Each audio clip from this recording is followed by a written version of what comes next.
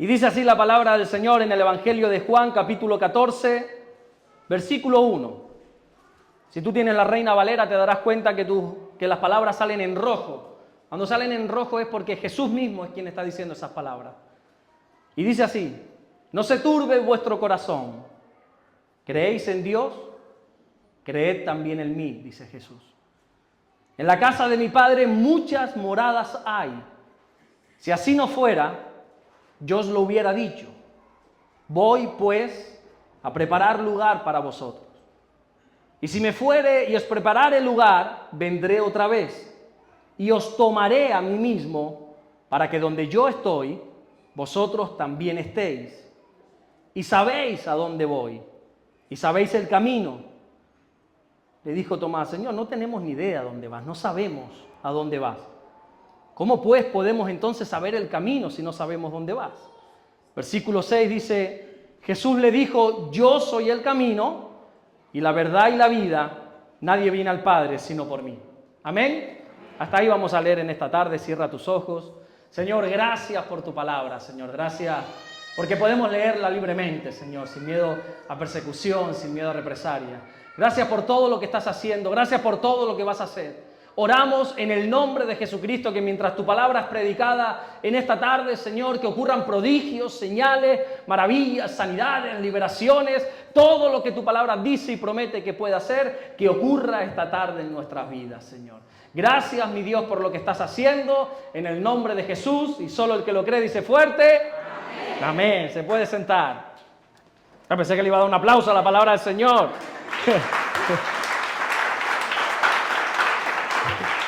Digo, la gente está entendiendo ya, la gente entiende alabar la palabra del Señor.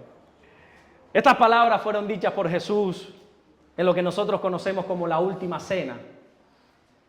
Esos momentos previos donde Jesús fue arrestado, por cierto, injustamente arrestado. La ley no avalaba la ley judía, ni la ley romana, porque en aquel entonces estaba Roma, que había conquistado toda Israel.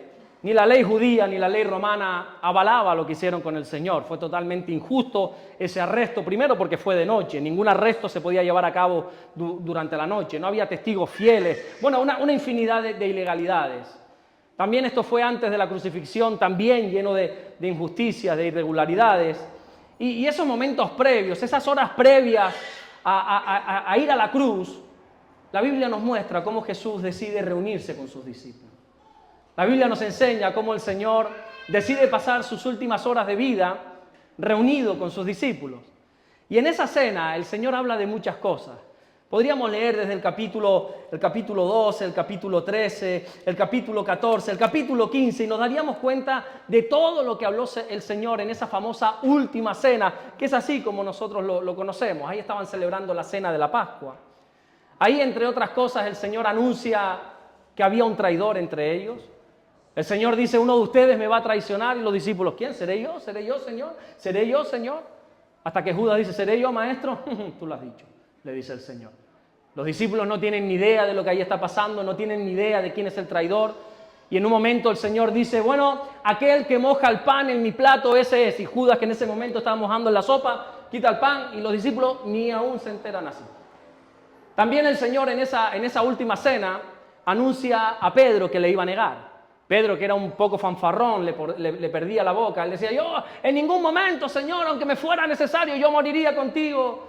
Y el Señor, ya sabemos lo que le dijo: Pedro, esta noche antes de que cante el gallo me vas a negar no una ni dos, sino 3 veces.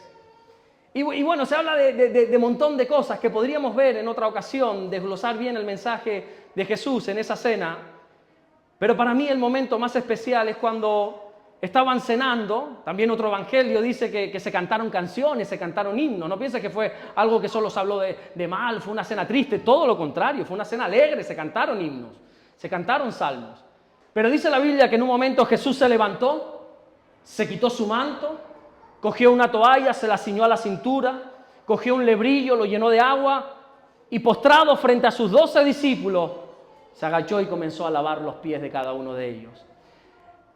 Espero que tu mente no se vaya a los cuadros católicos o a los cuadros que se han pintado de la Última Cena, donde se nos muestra una mesa alargada con los 12 discípulos mirando para el frente, porque créeme que nada tiene que ver con el cenáculo, que así se le conoce a ese lugar donde se llevó a cabo esta cena. En ningún momento, probablemente no había ni sillas en ese lugar, sino que tenían la costumbre en la cena de la Pascua de sentarse y de compartir ese pan sin levadura y estar ahí. O sea, no pienses que eso era una cena toda formal. Seguramente, probablemente, no estoy diciendo que fuera así, pero lo más probable es que ahí hubiera como un corrillo, ¿verdad? Un corrillo con los 12 discípulos y el Señor. Y el Señor, en medio de esa intimidad, en medio de esa cena, se levanta y comienza a lavar los pies de los discípulos. Claro, cuando Pedro ve esto, vuelvo y repito, que le pierde la boca, le dice en el versículo 8 de Juan 13, Pedro le dijo, no me lavarás los pies jamás. No, ¿qué haces, Señor? Claro, pero antes de condenar a Pedro, antes de meternos con él y de decir que le pierde la boca, ponte por un momento en su lugar. O sea, en aquel entonces quien lavaba los pies eran los esclavos. En la antigüedad no estaban las carreteras que hoy en día hay, no teníamos los zapatos que hoy tenemos, no había ni calcetines, no había cholas, sandalias, y mucha de la gente caminaba descalzo. Se vivía de la ganadería. Ahí habían vacas, habían bueyes, habían caballos por las calles. Ustedes saben los popós que hacen estos animales. No estamos hablando de algo chiquitito. O sea, las carreteras que no había asfalto, era barro juntado con los excrementos, juntado con las lluvias. O sea, imagínate lo que era caminar. Los pies siempre estaban sucios. Entonces, bueno, pues había varias personas que eran los esclavos. No te estoy hablando ni siquiera de los de clase social baja. Te estoy hablando de los esclavos. Entonces tú venías, le soltabas un par de denarios, un par de monedas y te lavaban los pies. Te lavaban los pies para que estuvieran limpios, sobre todo por las infecciones. Tampoco es para que te hiciesen la pedicura o te pintasen las uñas. No, estamos hablando de higiene, estamos hablando incluso de prevenir enfermedades. Pero eso únicamente lo hacían los esclavos.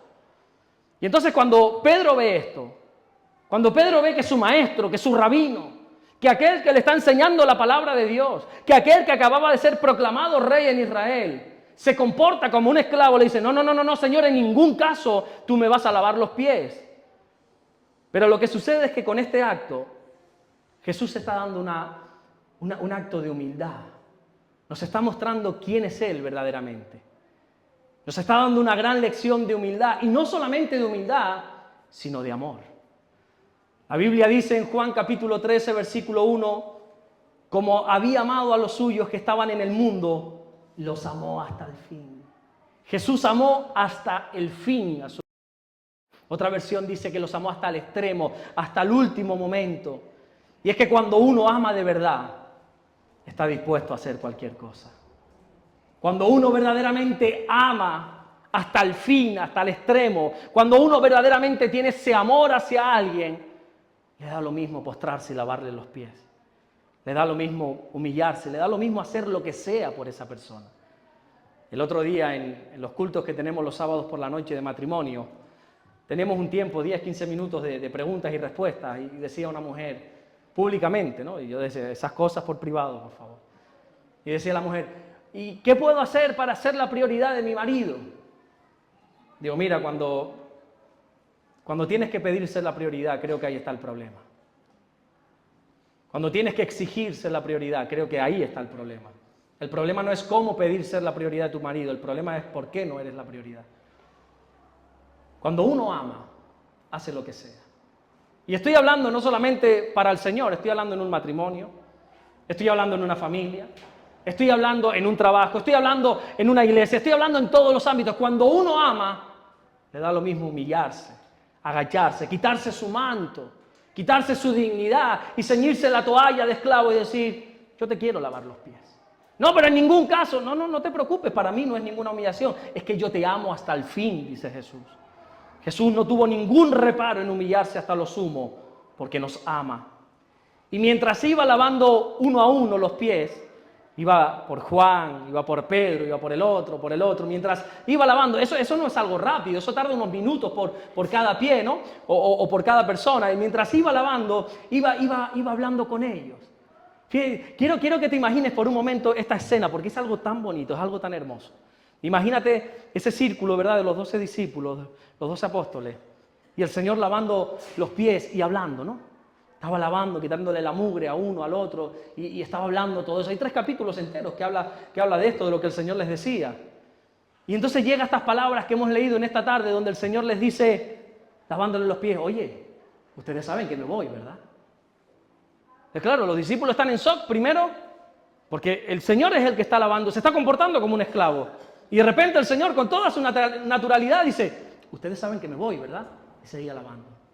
Ustedes saben que yo por aquí estoy de paso, que yo me voy a la casa de mi Padre. Ustedes saben que yo me tengo que ir, que yo he venido aquí a hacer una misión, que ya mi tiempo ha llegado y que me tengo que ir. Y cambiaba de pies y ahora se iba con el otro, se iba con Jacob y seguía Ustedes tienen esto claro, ¿no? Les decía el Señor. Ustedes están bien mentalizados de que yo me tengo que ir. Él se postró y les empezó a hablar de esto. Lo que Jesús estaba tratando de mostrarle a sus discípulos es que Él estaba de paso por aquí. Él simplemente estaba de paso por la tierra porque ahora se iba a su verdadero lugar, se iba a la casa del Padre. De ahí el título de esta predicación, así le he puesto, la casa del Padre. Jesús simplemente había venido para tener una misión aquí en la tierra. Jesús había venido para ir a la cruz, para morir, y ya estaba a horas de ir. Y como ya estaba a horas de enfrentar esa cruz, le dice, ustedes saben que ya me voy, ¿verdad? Que ya tengo que enfrentar esa cruz. El Señor les estaba diciendo que la casa del Padre era su verdadera casa. Era su verdadero lugar, su verdadera morada. Iglesia, al igual que nosotros, al igual que Jesús, nosotros también somos peregrinos en esta tierra. Al igual que el Señor, nosotros también estamos de paso por aquí. Sé que algunos piensan que nunca va a llegar ese momento, que nunca va a llegar el momento de irse, pero al igual que el Señor, nosotros somos peregrinos, somos extranjeros. La Biblia dice en 1 de Pedro 2:11, amados, fíjate cómo habla Pedro, amados, yo os ruego como a extranjeros y a peregrinos que os abstengáis de los deseos carnales que batallan contra el alma. Yo te ruego a ti que entiendas, por favor, que eres un extranjero en esta tierra, que eres un peregrino, que estás de paso, que este no es tu lugar, que tu lugar es la casa del Padre, que un día vas a partir. Dice Pedro, amado, yo te ruego que entiendas esto, que estás de paso. ¿Cuántos extranjeros estamos en Fuerteventura? Pues vamos a cambiar la pregunta, ¿cuántos majoreros hay aquí? 1, 2, 3...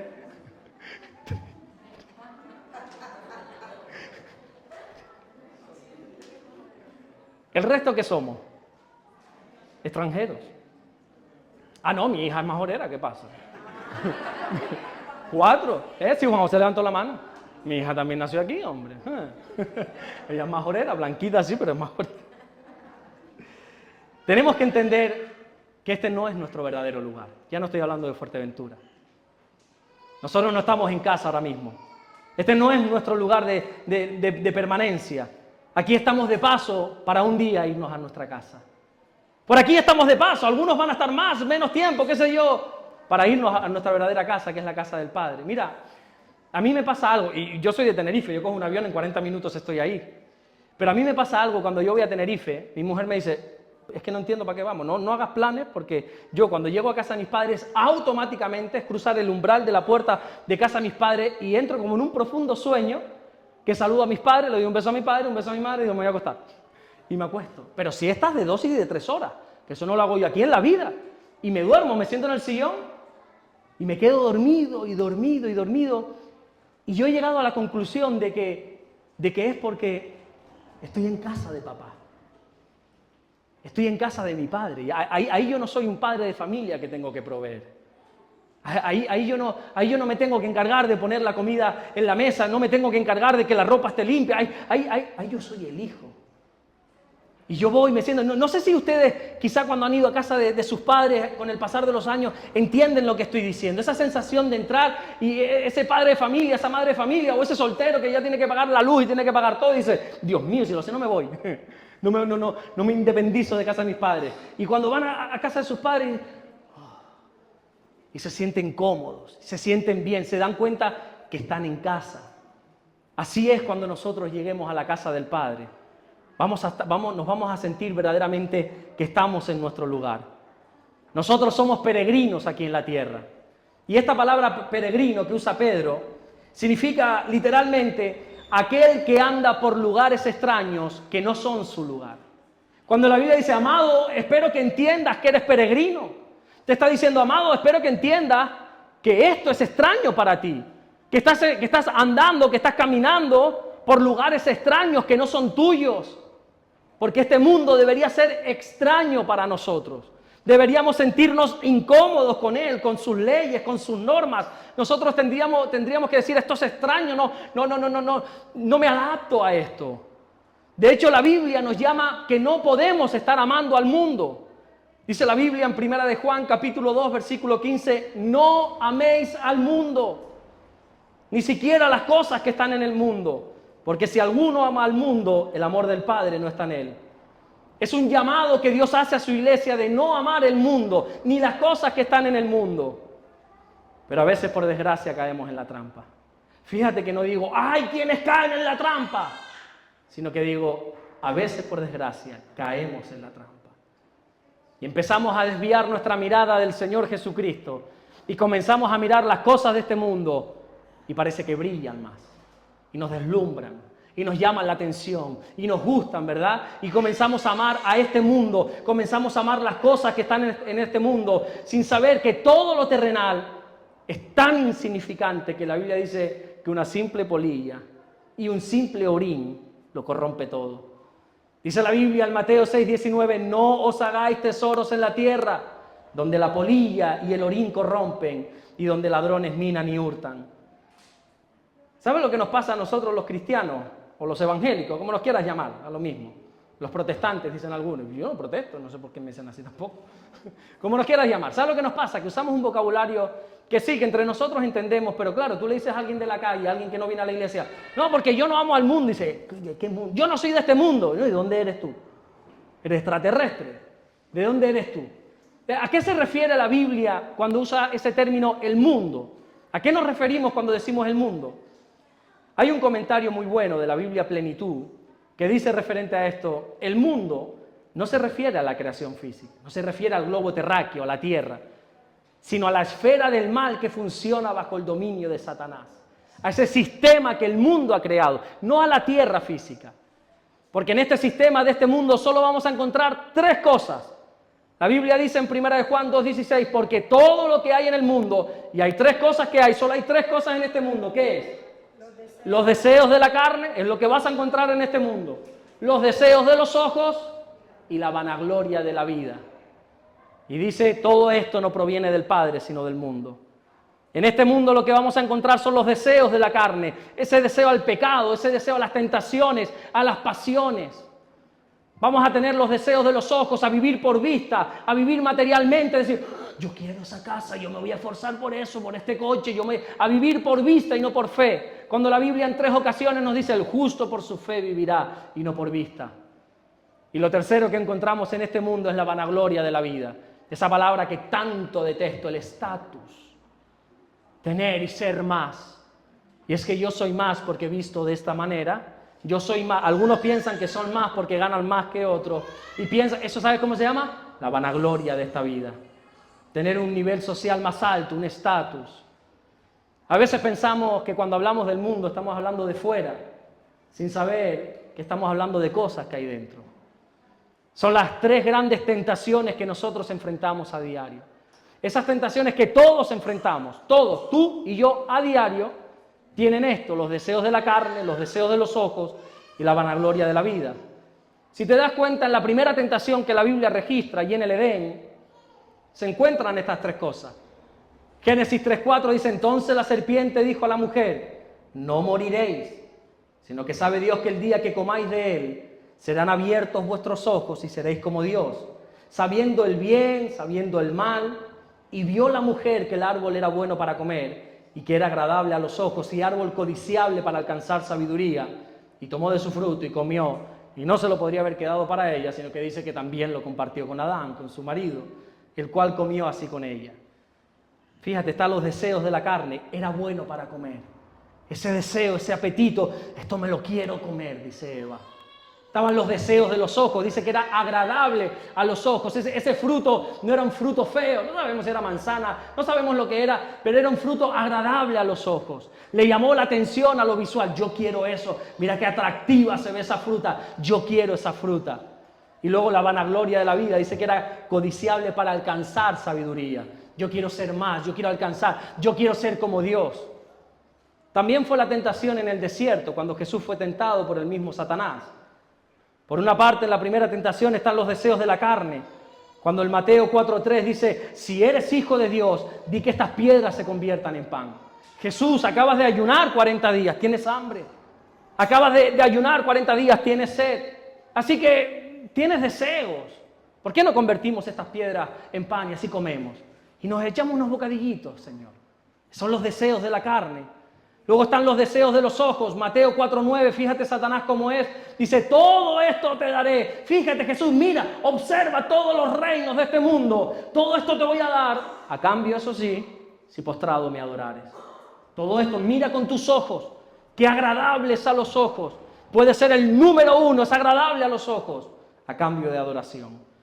Y lo tercero es la vanagloria de la vida. El Mateo 4:6, y le dijo, si eres hijo de Dios, échate abajo, porque escrito está, a sus ángeles mandará cerca de ti, y te van a rescatar, y no te van a dejar caer, y serás más que nadie, porque te alzarán esos ángeles.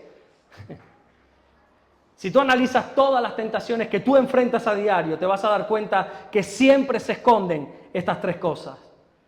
Y nosotros tenemos que huir del mundo.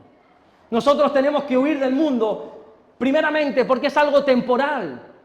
El mundo es pasajero, dice Primera de Juan 2:17, que el mundo pasa. Los deseos pasan, pero aquel que hace la voluntad de Dios permanece para siempre. ¿Cuántos dicen amén? Un día, todo lo que tus ojos ven desaparecerá. Un día, esa casa por la que luchas, esa casa por la que te estás dejando la salud, o ese coche, o lo que quiera que sea, que te está costando la espalda de tanto trabajar, un día va a desaparecer. Un día todo va a pasar, y ese todo entramos tú y yo. Un día todo va a pasar, un día todo dejará de existir, y entonces pasaremos a la eternidad. Pasaremos a la vida eterna, a nuestra verdadera vida. Y es lo que Jesús les estaba diciendo a sus discípulos, que se iba a su verdadera vida, se iba a la casa del Padre, se iba con su Padre. Pero no solamente eso, sino que nosotros un día también iremos a la eternidad. Yo sé que ustedes no piensan en esto. Yo sé que ustedes tenemos la vista, la mente, los deseos aquí en la tierra de progresar, de avanzar, de tener, de conquistar. Pero un día todo esto pasará. Un día, Dios quiera que sea dentro de 3 siglos, todos vamos a partir de aquí. Aún con todo el dolor de mi corazón, mi hija Rebequita, con 2 años que tiene, un día te llegará su día. Un día tendrá que partir a la eternidad. Porque un día todos vamos a ir a la eternidad, altos y bajos, ricos y pobres, negros y blancos, gordos y flacos, rubios y morenos, creyentes y no creyentes, todos un día se irán a la eternidad. Y ese día, lo que hoy nos importa mucho y le damos prioridad, créeme que aquel día nada tendrá sentido, nada tendrá valor. Recuerdo no sé, que me corrija mi mujer, hace 10 años atrás, o 12 o 15, no sé, cuando se murió mi cuñado, Carlos. Se murió y él estuvo ya he contado algunas anécdotas, porque es que se murió, tardó 52 días, estuvo en el hospital. Pensábamos que se iba a recuperar, pero nos dijeron un día, mira, no hay remedio, está muy malito, hay que dejarle ir. Bueno, la hermana de Damari tuvo que aceptar eso, y entonces no se le podía dar de comer, sino solamente la medicina y todo, pero ya los últimos días el médico dijeron, dale lo que quieras, que disfrute, ¿no?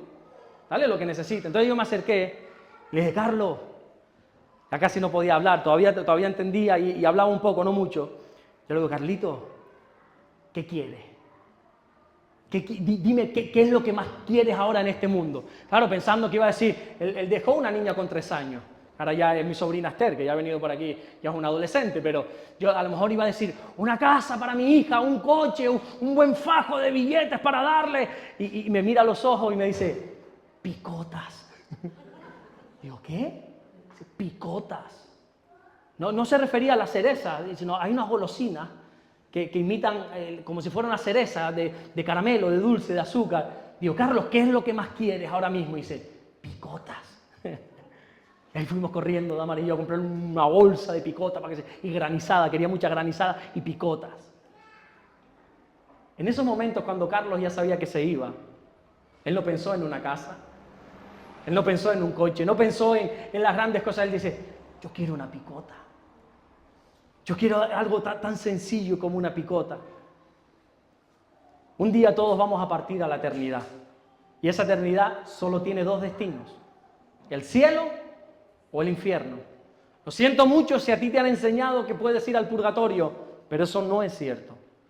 Aparte de no ser bíblico, es que no hace falta que sea bíblico para razonar y usar la lógica y entender que no tiene lógica ninguna. No hay purgatorio, no hay limbo, no hay un lugar de, llámalo como tú quieras, no sé, yo conozco esos nombres, quizás tú conoces otros nombres. No hay una sala de espera donde uno muere y va a esperar el resultado.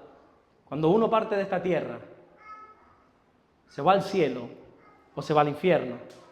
Y nosotros vamos a llegar a uno de estos dos destinos según el camino que aquí en la tierra escogemos. Hay quienes piensan que al cielo se va por las buenas obras. No es que fulanito se murió, es que era buena gente. Bueno, eso dices tú. Pero la Biblia dice en Marcos 10:18 que Jesús mismo dijo, ¿por qué me llamas bueno si no hay ninguno bueno sino Dios? Aquí todos, desde que el dedo pasa por mí también, tenemos una fachada. Y todos aparentamos ser buenos, sobre todo en la iglesia, ¿o no? Y entramos por ahí, Dios te bendiga. Un abrazo, mi hermano, que cuánto te quiere y cuánto te amo. Y ahí estabas criticando y diciendo, sí, si lo sé no vengo, si está fulano, si está mengano no hubiera venido. Pero entramos y Dios te bendiga. Y tenemos una fachada de buenos y la Biblia dice, aquí no hay nadie bueno. Aquí todos somos malos. Así que al cielo no vamos por ser buenos. Para ir a la casa de nuestro Padre, para ir al cielo, solamente hay un camino. La Biblia dice en Juan 14:6, Jesús dijo, yo soy el camino, yo soy la verdad, yo soy la vida. Nadie viene al Padre sino por mí. Nadie va al Padre si no coge el único camino que se llama Jesús. Esa enseñanza de que todas las religiones van a Dios, perdona que te diga, no tiene ni pies ni cabeza. Esa enseñanza de que da igual la religión que practiques, al final todas acaban a Dios. Perdona que te diga, eso no es cierto. Todos los caminos nos llevan a Roma, por muy bien que suene esa frase. Si yo cojo mi coche y me dirijo para mi casa, llego a mi casa, no a Roma. No todas las religiones llevan a Dios. Ni tus buenas obras, ni tu bondad, ni tu tradición te puede llevar a la casa del Padre. Única y exclusivamente es a través de Jesús. ¿En qué camino estás tú? ¿Cuál es el camino que estás transitando en este día? Hace muchos años atrás, bueno, tampoco, yo soy un jovencito, pero cuando tenía, ¿por qué te ríes? Cuando tenía 13 o 14 años, me pasó algo en la calle que me desmayé, algunos se imaginarán. Me desmayé, estaba en lo que se conoce en Tenerife como la fiesta de magos.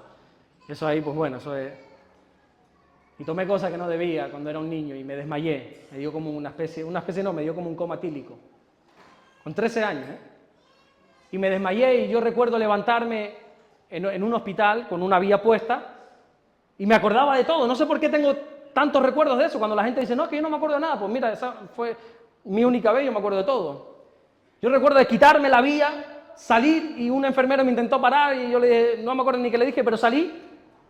Y yo solo quería, cuando yo salí yo vi que era de día y dije, ay Dios, que mi madre me iba a buscar a las 3 de la mañana y ahora es de día y yo solo decía, yo quiero llegar a casa de mi padre. Yo tenía el deseo en mi corazón estaba cansado, estaba fatigado, estaba sin fuerza. Yo decía, yo quiero llegar a casa de mi padre, tengo que llegar ya. Y me puse a caminar desorientado y a caminar, desorientado, intentando pensar qué había pasado. Me encontré un papel que me había dejado el médico aquí, que me decía lo que me había pasado, lo que me habían puesto y todo. Y yo decía, yo quiero llegar a casa de mi padre. Y a la 1:30 o a las 2 horas de estar caminando, fatigado, sin fuerzas, me dio por levantar la cabeza y mirar hacia atrás. Y a lo lejos, vi la torre del ayuntamiento del reloj de Tenerife, chiquitito así. Y me di cuenta que esas 2 horas había estado caminando en dirección contraria. Mi casa estaba para allá. Y yo estaba caminando para allí, para las Teresitas, para la playa de las Teresitas. Tuve que darme la vuelta y comenzar a caminar otra vez. Como yo, hay muchas personas que creen que van en dirección buena, que van en dirección a casa de su padre y están equivocados. Algo tiene que pasar en sus vidas para levantar la cabeza y no mirar al reloj del ayuntamiento, sino mirar la cruz, para darse cuenta que están en el camino equivocado. La Biblia dice en Proverbios 14:12, hay caminos que al hombre le parece derecho, pero su fin es camino de muerte. Hay mucha gente que piensa que está caminando bien porque bajo las leyes de este mundo les está yendo bien. Pero aquí no importa el camino, aquí importa el final del camino. Y hay quienes piensan que están caminando bien porque simplemente están caminando, no tienen problemas. Pero dice la Biblia que para algunos el fin del camino es la muerte. A lo mejor tu camino te parece derecho porque te es agradable, porque te sientes bien, porque está bien señalizado, bien alumbrado, bien asfaltado, pero su fin es un camino de muerte. Pero yo siento comunicarte para ti en esta tarde que al cielo no hay atascos para llegar al cielo. Al cielo no se entra ni por manga ni por enchufe, no sé si entienden esa expresión. Aquí no hay manga, no hay enchufe. Aquí no se trata de que papá va a la iglesia, mamá va a la iglesia. Aquí no se trata de esos testimonios de mi mamá estuvo orando por mí 80 años. Aquí no se trata de eso, aquí se trata de que si tú estás caminando por el camino de Jesús, si tú estás caminando por el único camino que va a la casa del Padre que se llama Jesús.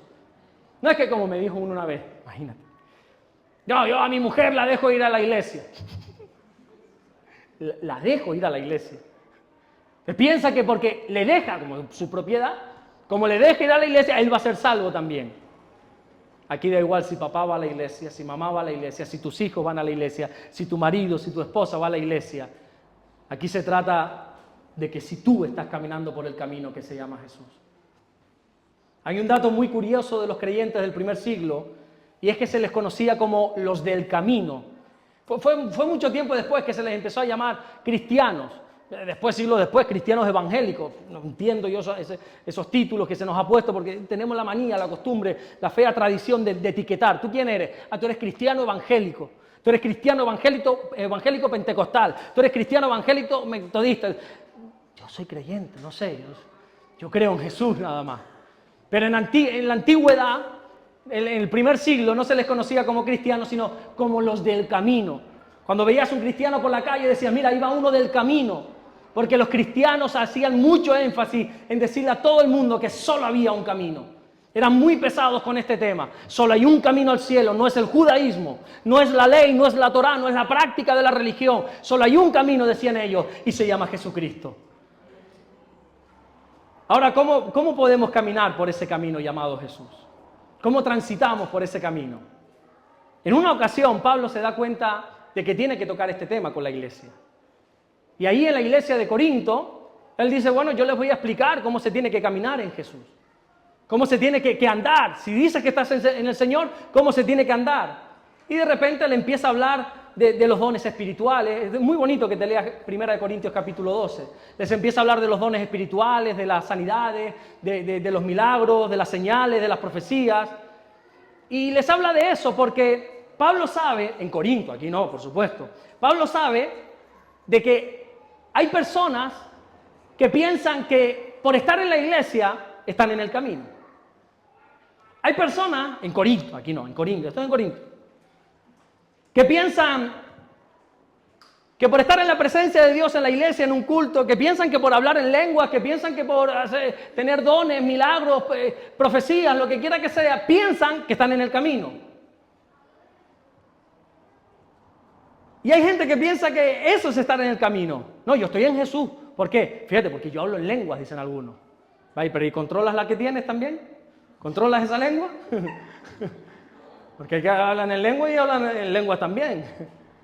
Hay gente que cuando ora tiene el don de profecía o que tiene sanidades y Dios se manifiesta a través de esas personas de una manera muy bonita, muy hermosa, pero eso no es estar en Jesús. Recuerda que Saúl en sus últimos días profetizó. Pablo acaba diciendo cómo caminar el camino. En 1 Corintios 12:31 dice, está bien, iglesia, procurad los mejores dones, mas yo os muestro un camino aún más excelente, dice Pablo. Yo te voy a enseñar, dice Pablo, cómo se camina. Hay un camino aún más excelente que los dones. Hay un camino más importante que la misma presencia del Señor. No es que yo vine y sentí la presencia, hay un camino todavía más excelente. Hay un camino más excelente que una buena predicación. Hay un camino más excelente, dice Pablo. Y uno dice, Pablo, no me dejes así. ¿Cuál es ese camino? Y ahí termina 1 Corintios 12 y uno dice, no me dejes así. Pasa a 1 Corintios 13. ¿De qué habla? ¿De qué habla 1 Corintios 13? del amor. El camino aún más excelente es el amor. Nosotros no podemos transitar por este camino sin amor. Por eso, esos son los dos primeros mandamientos que hay. Amar a Dios y amar al prójimo. 1 Corintios 12:31, procurad pues los mejores dones, mas yo os muestro un camino aún más excelente. El amor es difícil. No sé si puedes pasar, Jorge. El amor es difícil. Amar es duro, ¿eh? Amar es muy complicado. Te estoy hablando de un amor bíblico, no te estoy hablando del amor que se nos enseña ahí fuera. El amor bíblico, a lo mejor para ti no. Ustedes que tienen una categoría, un estatus, un caché. Pero para gente como yo, el amor es difícil, ¿eh? La Biblia dice en 1 Corintios 13:7 que el amor todo lo sufre, que el amor todo lo cree, todo lo espera y todo lo soporta. Eso es el amor. Soportar, aguantar, creer, esperar. ¿Estarás conmigo de acuerdo en que para odiar no hay que esforzarse? No voy a preguntar cuántos odian aquí, porque si no vería las manos de todos levantadas. Para odiar no hay que esforzarse. Nadie te tiene que enseñar a odiar. Nadie te ha tenido que decir, estos son los 3 pasos para odiar. Punto número 1, 1 Corintios dice, para odiar tienes que hacer. Punto número 2, léete este libro, aquí te va a enseñar cómo odiar. Eso viene de fábrica, ¿es o no es? Que nos salga la rabia, la ira, el resentimiento contra alguien. En el peor de los casos, el odio contra alguien. Eso viene de serie. No hay que esforzarse, eso sale solo. Como tú lo dejes, eso sale cada vez más grande y el odio se convierte más grande. ¿A cuánto les cuesta a veces amar a alguien? Por favor, levanten la mano y no me dejen aquí avergonzado solo. Yo tengo gente que me cuesta amar. Es más, lo siento mucho porque tienen un pastor tan defectuoso. Yo tengo gente que a día de hoy todavía no logro amar. Oh, pero ¿cómo así? Lo siento, que te miento. Hay gente que todavía lo intento, pero no logro amar. Sería incapaz de ponerme frente a esas personas y lavarles los pies en este día. Y lo predico y lo enseño y te desgloso ese versículo como tú quieras, pero yo no me quito mi manto y no me ciño una atalaya para lavar los pies a ciertas personas. A día de hoy no. El Señor está tratando conmigo. Pero es que a veces amar cuesta, ¿eh? Hay personas que cuesta amar. Hay otras que no. Hay otras que tú les ves la cara y son tan achuchables, ¿verdad? Gente que los ve y no los conoce y dice, yo te amo, mi hermano. Próximo año, Dios mediante, va a estar con nosotros el pastor Osman. Esa persona, tú cuando la veas, sin conocerla, te van a dar ganas de achucharlo, de abrazarlo. Y encima él se deja, dice, ¿quién va a odiar a este hombre? Es achuchable, ¿eh? Ustedes lo conocieron, ¿verdad? Se deja querer, ¿eh? Es simpático. Pero hay otros que tú dices, camino más excelente, yo por aquí no cojo. Yo por aquí no voy. Pero lo más importante en este camino es el amor. Mira, de nada nos sirve saber teología, tener grandes revelaciones. De nada nos sirve conocer los misterios de Dios si no amamos a nuestros hermanos. En el mundo no vas a aprender lo que es el amor, porque el mundo no sabe qué es el amor. El verdadero amor lo demostró Jesús postrándose frente a sus discípulos y lavándole los pies en su último día antes de morir. Estar en el camino no es tener dones, no es hablar en lenguas, no es venir a la iglesia, no es cargar una Biblia bajo el brazo. Estar en el camino es amar. Hace unos cuantos años atrás, oye, hoy estoy contando unas cuantas cosas. Cuando Damaris y yo nos sacamos el instituto bíblico, nos dieron un carné. Para mí eso era la vida. En ese tiempo tú me das a elegir un hijo o ese carné, y yo te digo el carné. Porque ese carné decía que yo era pastor. Era un obrero aprobado. Imagínate, yo no lo sacaba ni a la calle, yo lo tenía en la mesita de noche, solo me faltaba venerarlo por las noches. Pastor, ministro ordenado. Ya estaba empezando a predicar, ya me habían invitado incluso a otros sitios a predicar. Yo pensaba que eso era el cristianismo, ya tengo mi carné. Y ahora ya me pueden llamar, me deben llamar pastor. Yo también me río. Y entonces en una de esas fui a visitar a un amigo mío que se llamaba Miguel. Digo se llamaba porque ya murió. Mi mujer fue alguna vez conmigo y sabe de lo que estoy hablando. Miguel es una de esas personas trabajadoras que ha trabajado durante toda su vida, pero bueno, le viene algo malo en su vida, un problema que a todos nos puede venir, se separa. La mujer se queda con la casa, con el coche, con los hijos, con la economía, con el sueldo y con la manutención.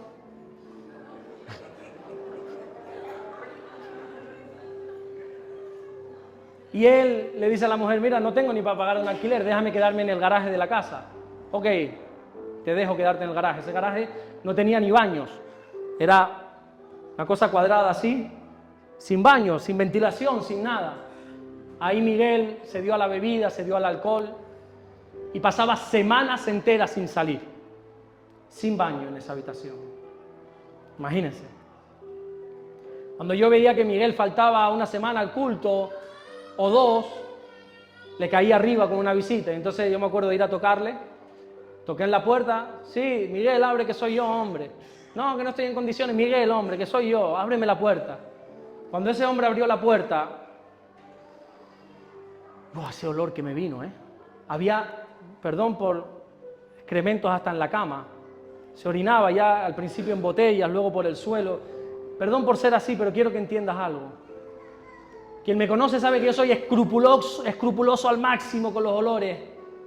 Pero yo dije, yo no puedo dejar a Miguel así. Y me invitó a pasar. Yo le dije, no, vamos a tomar café. Ahí, la cafetería. Yo te invito, Miguel. Pasa, yo no estoy en condiciones de salir. Y entonces ahí me siento yo, con mi carnet de pastor aquí, con mi ropa de predicar, y entendí que ese no era el cristianismo. Entendí que estar en Jesús es amar a personas como Miguel. Ahí entendí que el camino es amar a este tipo de personas, a esas personas que el mundo desecha, a esas personas que el mundo da de lado, a esas personas hay que amar. Lo único que nos diferencia del mundo es el amor. El amor hizo que Jesús pudiera servir a Judas sabiendo que en apenas 30 minutos lo iba a vender por 30 monedas. ¿Quién haría eso? A lo mejor tú sí, yo no.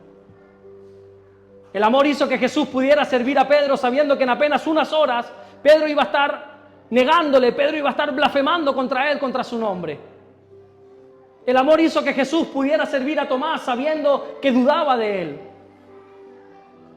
Lo único que te diferencia del mundo es amar cuando no tenemos motivos. ¿Y tú, estás en el camino?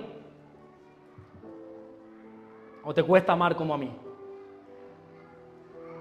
Sé que todos tenemos gente que nos cuesta amar. Todos tenemos Judas que nos han traicionado, Pedro que han hablado mal de nosotros, Tomás que nunca creyeron en nosotros. Pero a esos hay que amarlos también. Hay que amarlos. La realidad es que si nos cuesta amar a alguien es porque no hemos estrechado ese vínculo, esa unión perfecta, ese vínculo perfecto que la Biblia dice en Colosenses 3:14, y sobre todas estas cosas vestidos de amor, que es el vínculo perfecto. El amor es lo que nos une, es ese vínculo que nos hace estar así cuando amamos. Algunos dicen, no, es que yo no me hablo con no sé qué porque yo no le amo por lo que me hizo. No. No le amas porque te has desvinculado de él. A pesar de lo que Judas, con respeto, de lo que Judas nos puede hacer, de lo que Pedro nos puede hacer, de lo que Tomás nos puede hacer, vestimos de amor y tenemos un vínculo perfecto, que es el amor. El amor es lo que nos une. Oye, yo sé que cuesta humillarse delante de un Judas a lavarle los pies. El orgullo, y sobre todo a los hombres, creo yo, se nos desmenuza cuando tenemos que humillarnos delante de un Judas que nos ha traicionado, delante de un Pedro que ha hablado mal de nosotros, o que sabemos, o peor aún, que sabemos que lo va a seguir haciendo. Pero es el único camino que nos va a llevar al Padre. La Biblia dice en Juan 14:6, yo soy el camino, yo soy la verdad y yo soy la vida. Nadie va al Padre si no es por mí. Cierra tus ojos, ahí donde estás.